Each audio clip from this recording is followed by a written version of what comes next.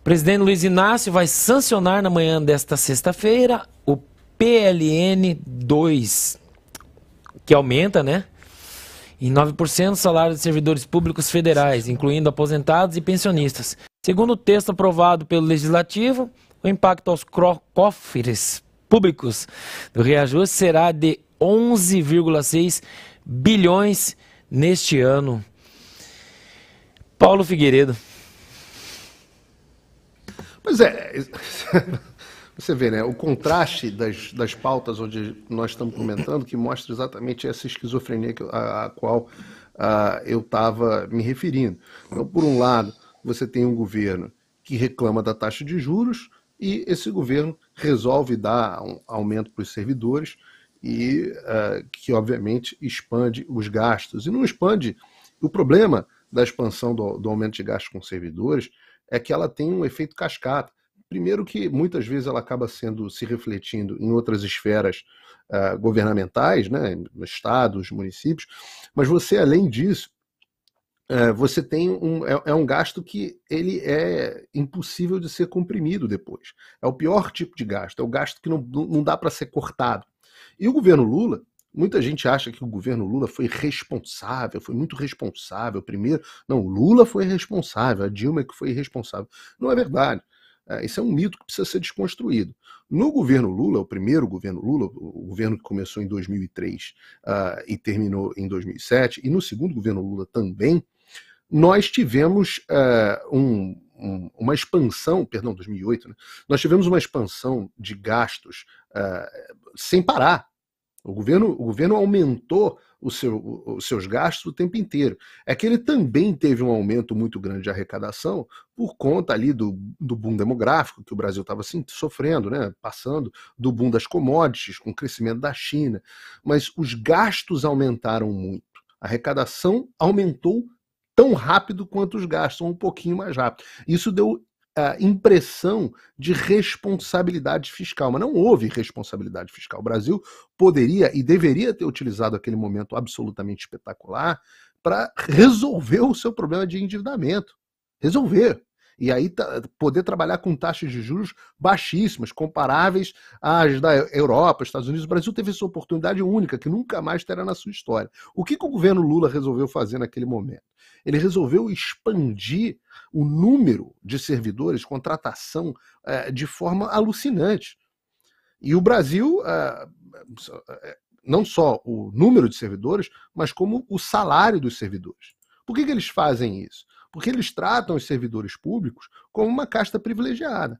Então, no mesmo dia em que você está vendo uma notícia sobre aumento do desemprego, ou seja, o que nós sofremos no setor privado, você está lendo uma notícia sobre aumento para os servidores públicos.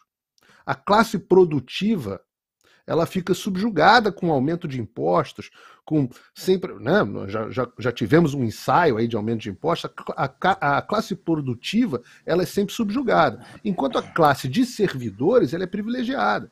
E você não vai ver, em momento algum, governantes falando contra isso, porque é algo extremamente impopular. Por que é extremamente impopular? Porque eles aumentam tanto o número de servidores no Brasil que essas pessoas passam a ter um impacto eleitoral absolutamente gigantesco.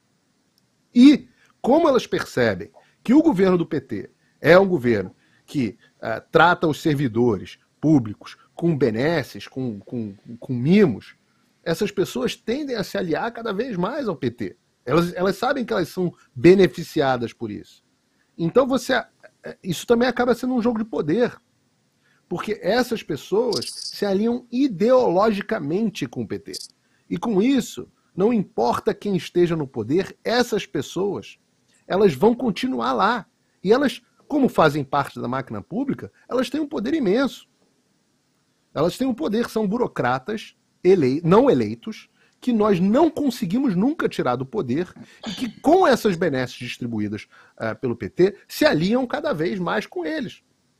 É a isso que se chama, hoje em dia, de deep state. É o Estado profundo. São os servidores que estão lá, eles são burocratas, não eleitos, que nunca vão sair e que não podem ser demitidos. E que, como recebem cada vez mais benefícios sempre do governo do PT, sempre dos governos de esquerda, se alinham com os governos de esquerda. Vejam a votação, se a gente tivesse como avaliar, né, todas as vezes que a gente tem pesquisa a esse respeito, a gente mostra como os servidores votam sempre com a esquerda. E é um ninho de vespeiro. O governo Bolsonaro perdeu uma oportunidade única de aprovação da reforma administrativa. Chegou a bater ali na trave, no meio do caminho Paulo Guedes entrou com uma reforma tributária que era um desastre e acabou tumultuando as coisas. O governo acabou não avançando com a reforma administrativa, que daria a possibilidade, terminaria com a estabilidade dos servidores, modernizaria os processos de contratação e demissão, etc, etc. O governo Bolsonaro, infelizmente, não conseguiu aprovar. Agora, no governo do PT, nós temos o risco de ter uma reforma administrativa às avessas, onde haja mais benefícios ainda para servidores e se torne mais difícil ainda nós nos livrarmos de uma casta que tem um poder gigantesco e que estará permanentemente no poder. Me permitiria uma vênia aqui. Primeiro, eu nem acho que o Lucas e eu não dissemos nem que o Lula detesta a economia. Eu acho que a gente se referiu mesmo à teoria econômica. Ele detesta o que é considerado ortodoxia na teoria econômica, né? O que os, digamos aqui, pouco mais de 2 séculos e meio, 3 séculos de teoria econômica, as conclusões que elas chegaram, a ciência do que a gente chama economia, essa que o Lula odeia. A minha vênia tem a ver com a ideia de que todos os governos agem da mesma forma com os servidores públicos. E hoje nós também temos a notícia, poderia estar na pauta, mas é uma notícia que já tem um pouquinho de tempo, mas agora há pouco tempo o governo fez um reajuste de quase 50% no ticket dos servidores federais. E no que eu estava me referindo a respeito das contratações, eu fui pegar um número específico. Quando o Lula entrou, tá, você teve 1.944 servidores federais entrando, servidores estatutários entrando no governo. Só para a gente ter uma ideia, quando a gente chegou em 2010, tá? A gente já está falando aí do governo do PT em velocidade cruzeiro, o Brasil teve um recorde de 43.221 de contratações. Elas foram subindo desde o primeiro ano que o Lula entrou, 11 mil, depois 14 mil, depois 16 mil, depois 28 mil, depois 35 mil, até que a gente chegou a um auge de 43. No último ano de governo Dilma, nós contratamos, ingressaram servidores estatutários 40.075. E aí, quando Jair Bolsonaro, na verdade, já no governo Michel Temer, você tem uma estabilização, uma queda ali para o número de 23, mas quando Jair Bolsonaro entra, você tem no primeiro ano do governo Jair Bolsonaro, 13 mil. No segundo ano, um pouquinho menos, 12 mil. E em 2020, 6 mil. Então, em 2020, né, que foi um dos anos do governo Bolsonaro, até um ano que o Brasil deveria estar contratando até mais servidores, porque houve necessidade de uma atuação governamental mais alta, nós tivemos o menor número de contratação de servidores desde 2001, desde os números de 2001, em 20 anos. Mais do que isso, quando a gente está falando de servidores, e eu estou falando de servidores estatutários, quando a gente está falando de cargos comissionados, as pessoas devem lembrar que em dezembro de 2018, né, o governo Bolsonaro determinou a extinção para 2019 de mais de 27 mil cargos da administração federal. Então, eu tenho que dizer, sim, é verdade que a classe política, de um modo geral, teme tocar no assunto de servidores públicos, mas não dá para dizer que o governo do PT não é diferente, no sentido de que é muito pior. Muito pior. Se você pegar cumulativamente esses números aos quais eu me referi de contratação de servidores públicos e os custos disso para os nossos impostos, os números são absolutamente aterradores. E é nessa espiral que estava sendo revertida do governo Bolsonaro, é nessa espiral suicida de inchaço de máquina pública que o Brasil mergulha nesse momento. Óbvio, as consequências disso nós não vemos imediatamente, mas elas vêm. Obrigado, Paulo Figueiredo.